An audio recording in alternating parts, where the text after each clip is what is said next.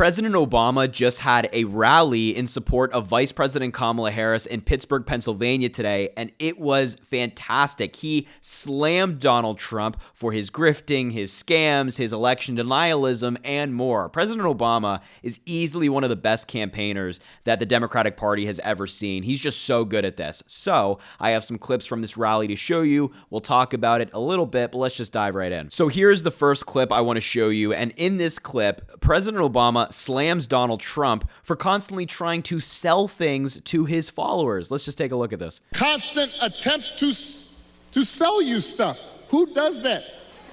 Selling you gold sneakers and $100,000 watch and most recently a Trump Bible. He wants you to buy the Word of God, Donald Trump edition. Got his name right there next to Matthew and Luke. I mean, you could not make this stuff up. If you saw it on Saturday Night Live, you'd say, well, no, that's going too far. No, he's doing that.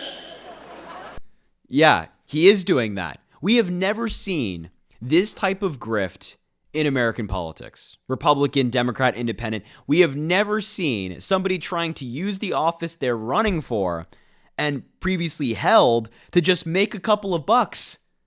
He sells golden sneakers, cologne, trading cards, and now $100,000 watch, Bibles that are made in China that are at a 3,000% markup. He sells them for $3. It makes them for $3, it sells them for $60, makes a bunch of money doing it. Bibles made in China. Donald Trump is just a grifter. That's what it is. And it's so scary and saddening that his supporters don't realize it. They just buy everything that he puts his name behind. He could sell anything as long as he endorses it. And as long as he has his name on it, his followers will buy it.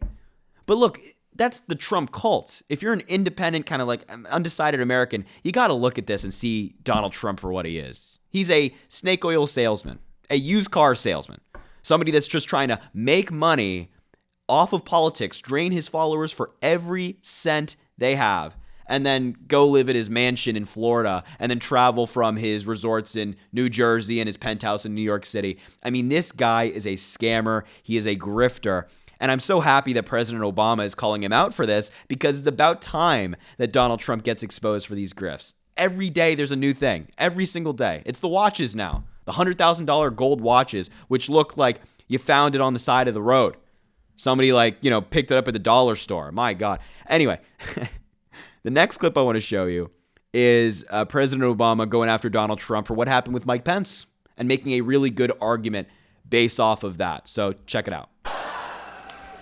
If Donald Trump does not care that a mob might attack his own vice president, do you think he cares about you? Pennsylvania, we do not need 4 more years of that.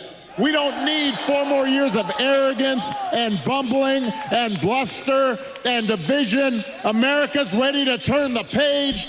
We are ready for a better story, one that helps us work together instead of turning against each other. Pennsylvania, we're ready for a President Kamala Harris. God, I say it all the time, but President Obama, he's just so good at this. He is such an amazing campaigner, such an amazing speaker, and it's such a good point, right? Like, if Donald Trump can sit there for hours at the White House on January 6th and watch a mob chant, "Hang Mike Pence," and watch this mob walk down to the Capitol with the intention, many of them, to go after Mike Pence if they have the opportunity. If Donald Trump can sit there, watch that, and not give a damn, what makes you think that he cares about you? What makes you think that he's going to do something to help you? If you're a reasonable person, the answer to this question I'm about to ask is very clear. If Donald Trump has a choice between helping you and helping himself, what do you think he's going to do? The obvious answer for people who know Donald Trump, who have watched him for years in politics, is help himself. He will never, ever, ever put the needs of the American people before his own desires. If he can help him, help his family, get a little bit richer, he'll do that. And it's disgraceful. If he won't care about Mike Pence, doesn't care about Mike Pence, doesn't care about police officers on January 6th as well, why would he care about you? Why would anybody think that he cares about anybody but himself? This is a malignant, narcissist, pathological liar. That's what Donald Trump is. Anyway, the final clip I want to show you is President Obama making a really good point about the economy that not enough people talk about. I think this is really important. You know, Trump takes credit for a great economy. He says, I did it. But did he really? No, of course not. He took it from Obama and then started taking credit. Just take a look. And then, don't boo. I'm going to break you of this habit.